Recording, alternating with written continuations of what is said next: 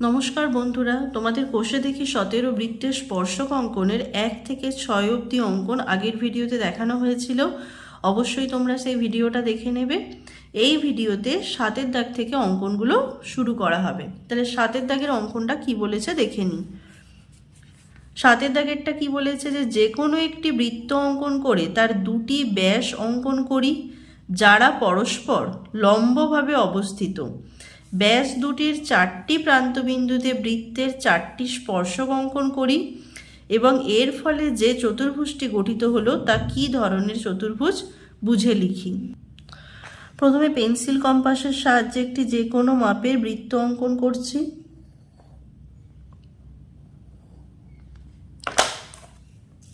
এই বৃত্তটি অঙ্কন করা হলো। এই বৃত্তটির এইটা হচ্ছে কেন্দ্র, এটা ধরলাম ও।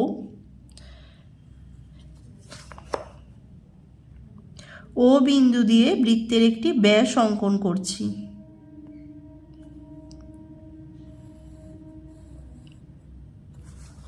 ব্যাসটির নাম দিলাম এবি। এবারে বলা হচ্ছে বৃত্তটির দুটি ব্যাস অঙ্কন করি যারা পরস্পর লম্বভাবে অবস্থিত। তাহলে এবির সঙ্গে লম্বভাবে অবস্থিত ব্যাস অঙ্কন করার জন্য এবি এর লম্ব সমদ্বিখণ্ডক অঙ্কন করব, যেটি অবশ্যই ও বিন্দু দিয়ে যাবে। তাহলে লম্ব সমদ্বিখণ্ডক অঙ্কন করছি এবি এর। বি বিন্দুতে বসিয়ে উপরে নিচে চাপ কাটছি। আবার একইভাবে এ বিন্দুতে বসিয়ে উপরে নিচে চাপ কাটলাম। চাপ দুটির ছেদবিন্দু উপর নিচে জুড়ে দিচ্ছি।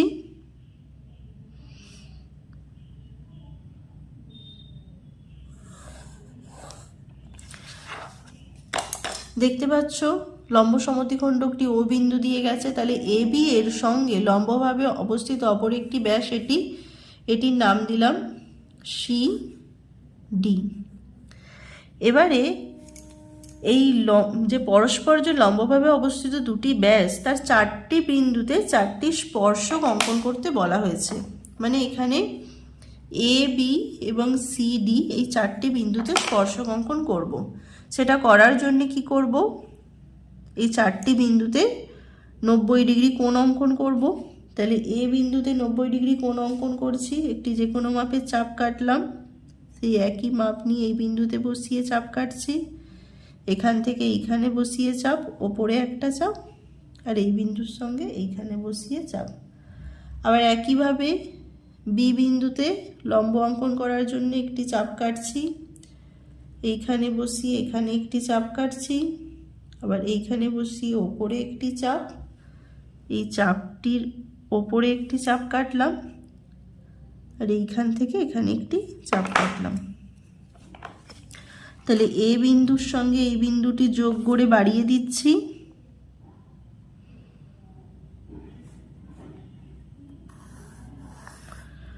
একইভাবে বি বিন্দুর সঙ্গে যে 90 ডিগ্রি কোণটি অঙ্কন করেছি সেটাও যোগ করে উপর নিচে বাড়িয়ে দিলাম। তাহলে এ আর বি বিন্দুতে স্পর্শক দুটি অঙ্কন করা হলো। এবারে একইভাবে সি ও ডি বিন্দুতে স্পর্শক অঙ্কন করার জন্য সি ও ডি বিন্দুতে লম্ব অঙ্কন করছি। তাহলে ডি বিন্দুতে পেন্সিল কম্পাসের কাঁটাটা বসিয়ে দেখতে পাচ্ছ চাপ কাটছি।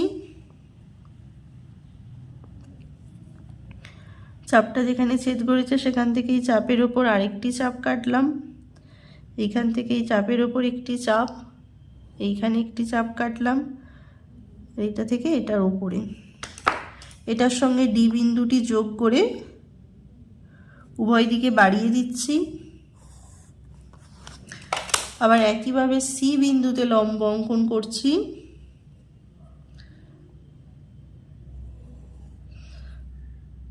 এখানে কাঁটাটি বসিয়ে এখানে একটি চাপ কাটলাম, এইখান থেকে এটা এখানে একটি চাপ, উপরে একটি চাপ কাটলাম, আর এইখানে একটি চাপ কাটলাম।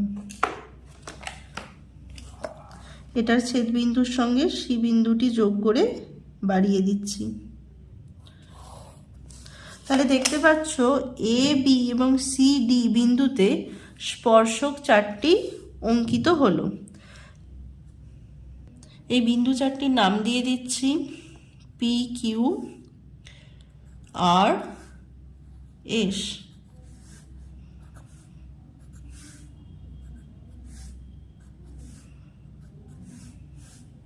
তাহলে লিখে নেব আমরা পি এস কমা এস আর কমা আর কিউ কমা কিউপি হলো বৃত্তের ব্যাস দুটির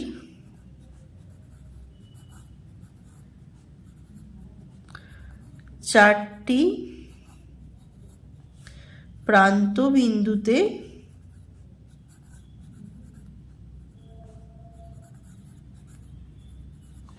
অঙ্কিত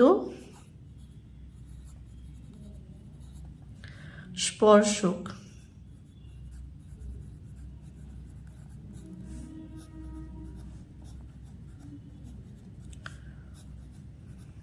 এখানে আর একটা উত্তর চাওয়া হয়েছে যে এর ফলে যে চতুর্ভুজটি গঠিত হলো তা কি ধরনের চতুর্ভুজ, বুঝে লিখি।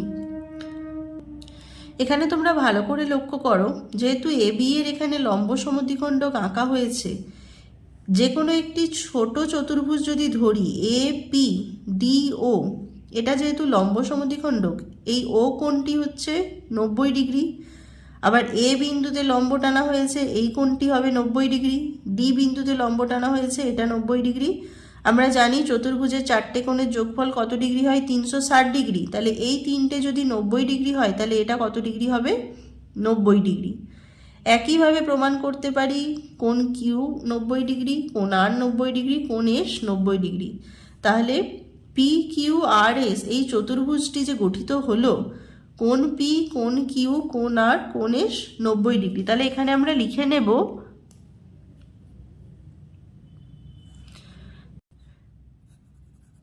এর ফলে অঙ্কিত পি কিউ আর এস চতুর্ভুজটির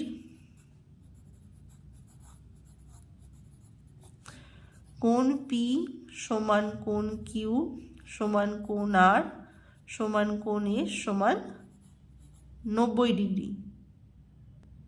আবার একটু ছবিটা তোমরা দেখো, যেহেতু বৃত্তের এ বি এবং সিডি দুটি ব্যাসের দৈর্ঘ্য সমান, এ বির সমান হচ্ছে পি কিউ বাহু আর এস আর বাহু, আর সিডির সমান হচ্ছে আর কিউ বাহু আর এসপি বাহু। তাহলে আমরা বলতে পারি এই চতুর্ভুজটি চারটে বাহুর দৈর্ঘ্যই সমান। তাহলে পি কিউ সমান কিউ আর সমান আর এস সমান এসপি। তাহলে যে চতুর্ভুজের চারটি কোণ 90 ডিগ্রি বা এক সমকোণ আর প্রতিটি বাহুর দৈর্ঘ্য সমান, তাহলে চতুর্ভুজটি কি হবে? অতএব পি কিউ আর এস চতুর্ভুজটি একটি বর্গক্ষেত্র।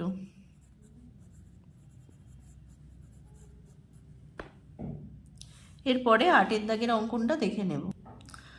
8 দাগের অঙ্কনটা দেখে নাও। বলা হয়েছে 5 সেমি দৈর্ঘ্যের বাহু বিশিষ্ট একটি সমবাহু ত্রিভুজ এবিসি অঙ্কন করে ত্রিভুজ এবিসি এর পরিবৃত্ত অঙ্কন করি। ওই পরিবৃত্তের এ বি ও সি বিন্দুতে স্পর্শক অঙ্কন করি।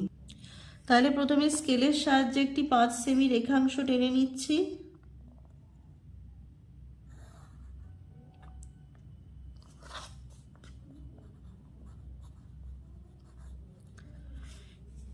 এবারে নিচে একটি যে কোনো মাপের রেখাংশ নিয়ে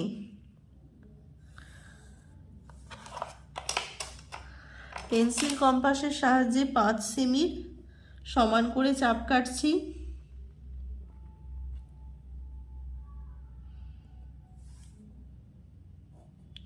যেহেতু বলা আছে সমবাহু ত্রিভুজ একই মাপ নিয়ে ওপরে একটি চাপ কাটছি, আর যতটা 5 সেমি হলো সেই বিন্দুতে বসিয়ে এখানে একটি চাপ কাটলাম।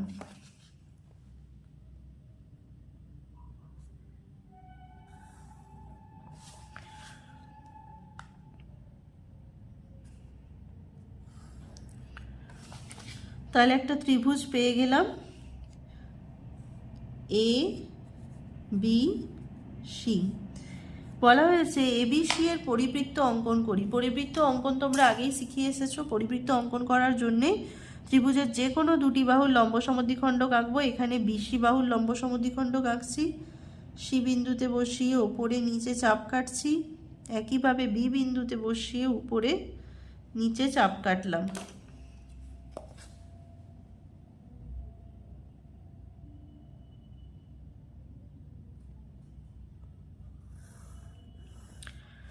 চাপ দুটির ছেদবিন্দু জুড়ে দিলাম। একইভাবে সি এর লম্ব সমদ্বিখণ্ডক আঁকবো। সি বিন্দুতে বসিয়ে এইদিকে চাপ কাটছি। এ বিন্দুতে বসিয়েও এখানে আর এই চাপের উপরে আরেকটা চাপ কাটছি।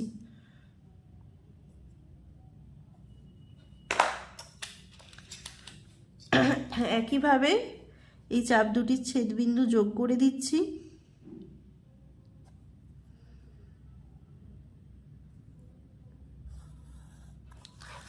দেখতে পাচ্ছ বিসি আর সি এর লম্ব সমদ্বিখণ্ডক দুটি পরস্পরকে এই বিন্দুতে ছেদ করেছে। এটা ধরলাম ও বিন্দু।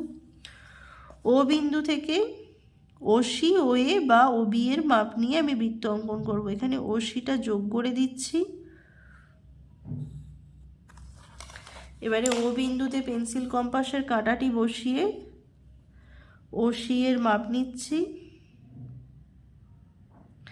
নিয়ে পরিবৃত্তটি অঙ্কন করছি।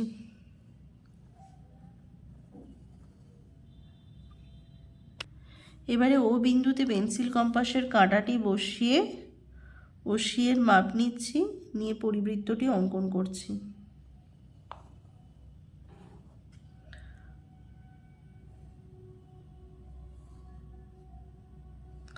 দেখতে পাচ্ছ পরিবৃত্তটি অঙ্কন করা হলো।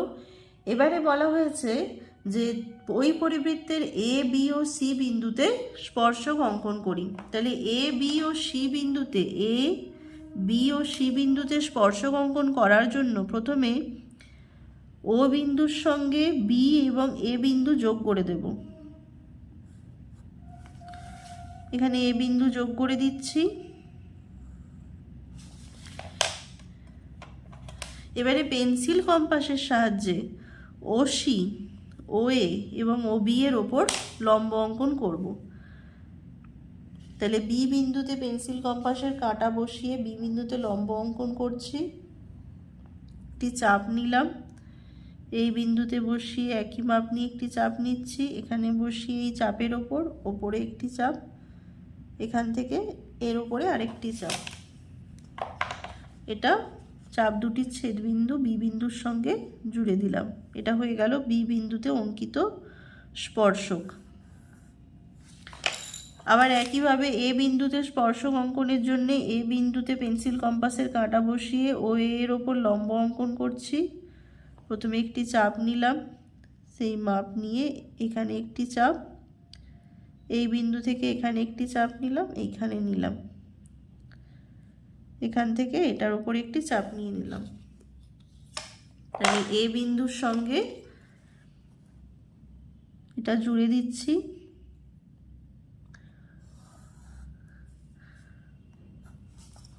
একইভাবে সি বিন্দুতে স্পর্শক অঙ্কন করার জন্য ওসি এর ওপর লম্ব অঙ্কন করব। সি বিন্দুতে পেন্সিল কম্পাসের কাঁটা বসিয়ে লম্বটি অঙ্কন করছি।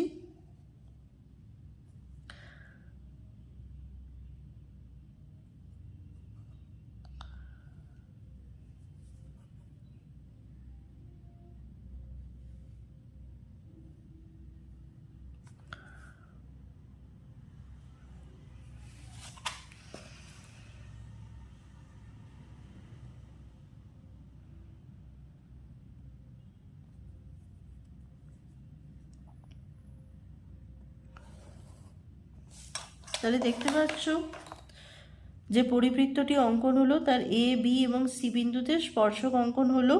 তার নাম দিয়ে দেব, ধরো এম এন,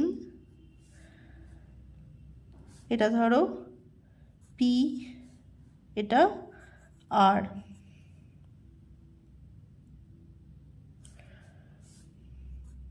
তাহলে এখানে লিখে দেব যে এম এন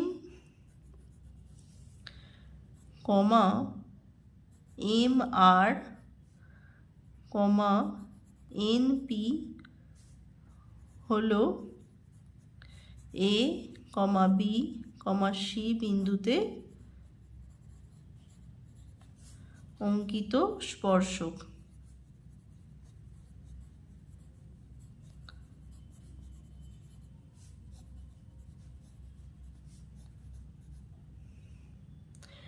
এরপরে 9 দাগের অঙ্কনটা দেখে নেব। 9 দাগেরটা দেখো, বলা হয়েছে 5 সেমি দৈর্ঘ্যের বাহু বিশিষ্ট একটি সমবাহু ত্রিভুজ এবিসি অঙ্কন করে ওই ত্রিভুজের পরিবৃত্ত অঙ্কন করি। এ বিন্দুতে ওই বৃত্তের স্পর্শক অঙ্কন করি এবং স্পর্শকের ওপর পি এমন একটি বিন্দু নিই যাতে এপি সমান 5 সেমি হয়। পি বিন্দু থেকে বৃত্তের অপর স্পর্শকটি অঙ্কন করি এবং এই স্পর্শকটি বৃত্তকে কোন বিন্দুতে স্পর্শ করেছে তা লক্ষ্য করে লিখি। প্রথমে স্কেলের সাহায্যে একটি 5 সেমি রেখাংশ টেনে নিচ্ছি।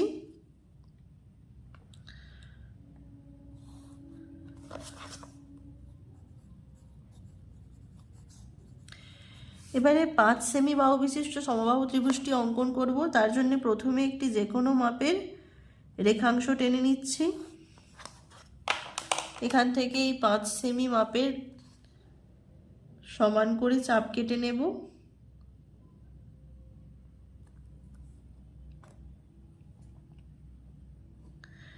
যেহেতু সমবাহু ত্রিভুজ একই মাপ নিয়ে ওপরে আর এই বিন্দু থেকে এই চাপের উপরে একটি চাপ কেটে নিলাম, তাহলে সমবাহু ত্রিভুজটি অঙ্কিত হলো।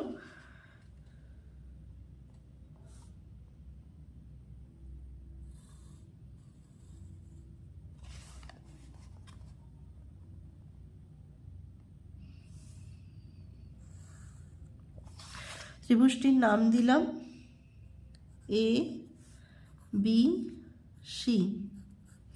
এবারে এবিসি ত্রিভুজের পরিবৃত্ত অঙ্কন করার জন্য আগেরটাই দেখানো হলো একইভাবে বিসি এর লম্ব সমদ্বিখণ্ডক অঙ্কন করছি। তাহলে সি বিন্দুতে বসিয়ে উপরে নিচে চাপ কাটলাম, বি বিন্দুতে বসিয়ে এই চাপের ওপর এখানে চাপ কাটলাম।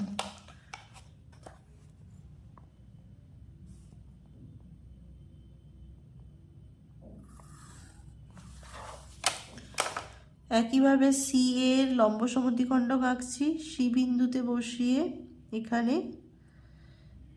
এদিকে চাপ কাটলাম, এ বিন্দুতে বসিয়ে এখানে আর এই চাপের উপর চাপ কাটলাম। এই চাপ দুটি ছেদ বিন্দু যোগ করে দিলাম।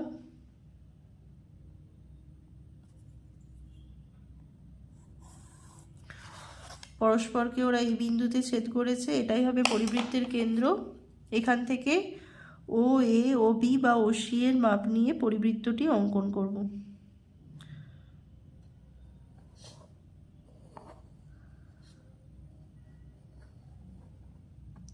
দেখতে পাচ্ছ পরিবৃত্তটি অঙ্কন করা হলো। এবারে বলা হয়েছে এ বিন্দুতে এই বিন্দুতে এই বৃত্তটির একটি স্পর্শক অঙ্কন করি। স্পর্শক অঙ্কন করার জন্য প্রথমে ও বিন্দুর সঙ্গে এ বিন্দুটি ভালো করে জুড়ে দেব, দিয়ে ও এর ওপর এ বিন্দুতে লম্ব অঙ্কন করব।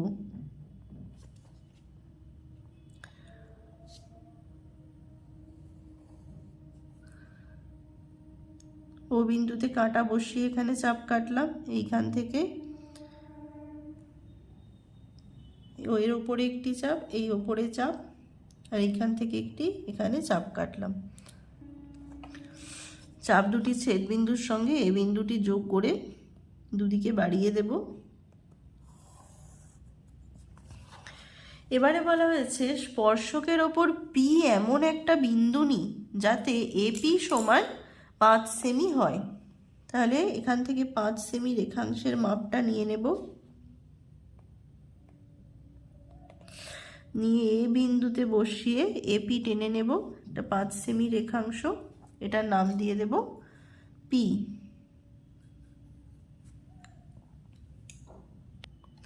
এবারে বলা হয়েছে পি বিন্দু থেকে এই বৃত্তের অপর স্পর্শকটি অঙ্কন করি। তোমরা জানো যে বৃত্তের বহিস্থ কোনো বিন্দু থেকে সেই বৃত্তের ওপর দুটি স্পর্শক অঙ্কন করা যায়, আর স্পর্শক দুটির দৈর্ঘ্য কি হয়, সমান হয়। এটা তোমাদের আগের উপপাদ্য 41 নম্বর উপপাদ্যে তোমরা পড়ে এসেছো, একবার সেটা দেখে নাও।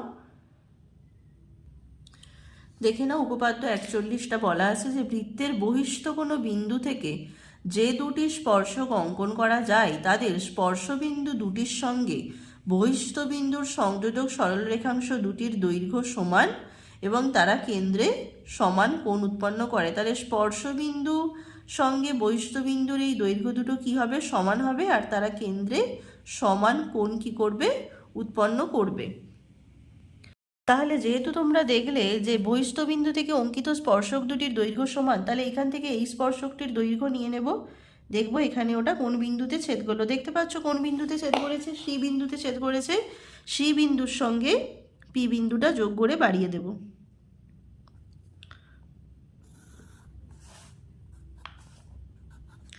তাহলে এইখানে লিখে নেব যে পি বিন্দু থেকে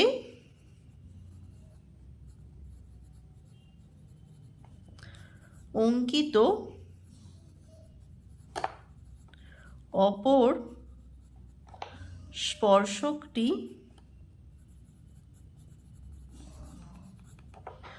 বৃত্তকে সি বিন্দুতে ছেদ করবে। আজকে 9 দাগ অবধি অঙ্কনটা দেখানো হলো। এর পরের ভিডিওতে এই অধ্যায়ের বাকি দুটি অঙ্কন দেখানো হবে। আমার ভিডিওটা ভালো লাগলে আমাদের চ্যানেলটিকে সাবস্ক্রাইব করে দেবে। ধন্যবাদ।